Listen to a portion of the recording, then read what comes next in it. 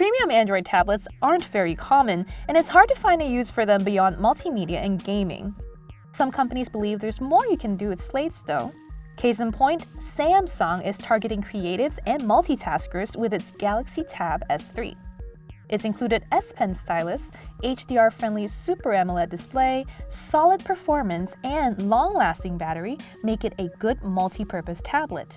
But at $600, the Tab S3 is quite a hefty investment despite all that it offers. If you've seen the Tab S2, you've basically seen the Tab S3. The new tablet has the same rectangular silhouette as its predecessor, although the new device has a glass covering that makes it heavier and more premium. It also makes the tablet very prone to smudges, though. The Tab S3's standout features are its rich HDR-compatible Super AMOLED display and the 4 speakers built into it, promising an immersive and captivating multimedia experience.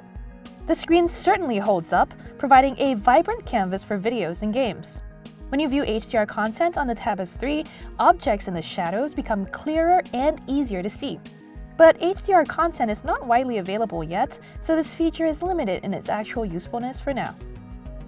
To accompany the rich images you see, Samsung's tricked out the Tab S3 with 4 speakers, and the result is loud volume.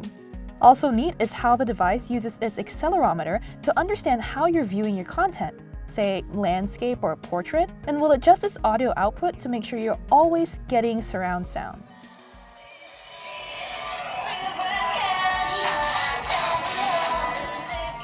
The S Pen integration is one of the best things about the Tab S3.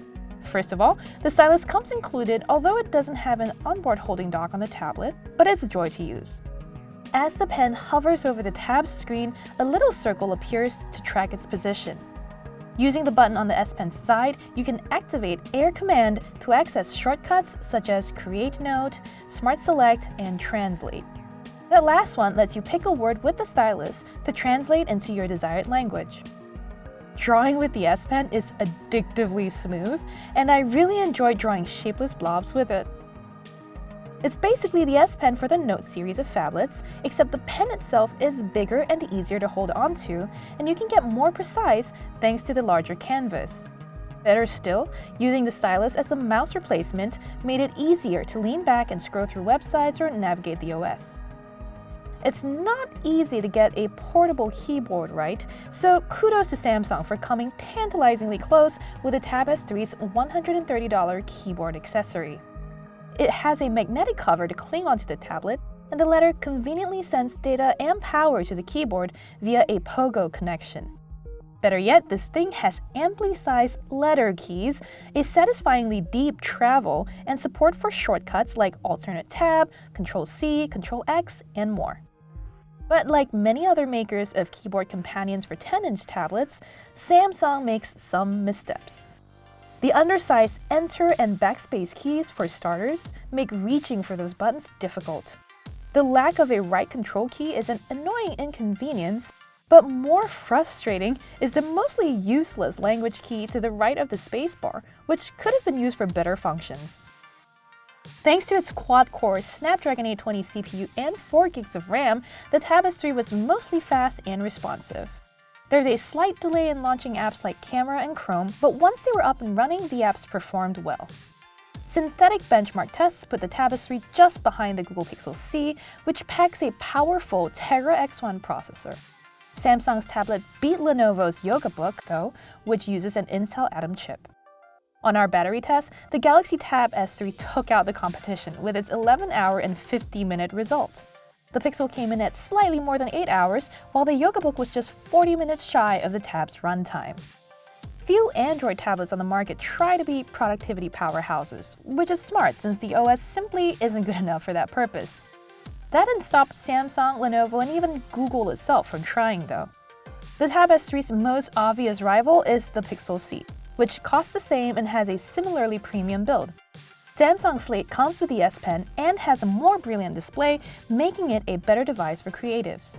On the other hand, the Pixel has a more powerful Tegra processor, which, despite packing less RAM, provided better performance than the Galaxy Tab. The Pixel's companion keyboard is $20 more expensive than the tabs, but they each have their own glitches, making neither accessory a good substitute for a full-size keyboard. Lenovo, on the other hand, ditches the keyboard altogether with the YogaBook, which is $100 cheaper than the Tab S3. Instead of a keyboard, you get a smooth surface on which to write notes or doodle, and they'll be saved to the device. Artists who prefer a more old-school pen and paper experience will prefer the YogaBook's integration that lets you use actual pen and paper to draw and has your sketch appear on the tablet in real time. The Lenovo Slate's biggest downside is its terrible typing experience, and it also lags the Tab S3 in performance and battery life.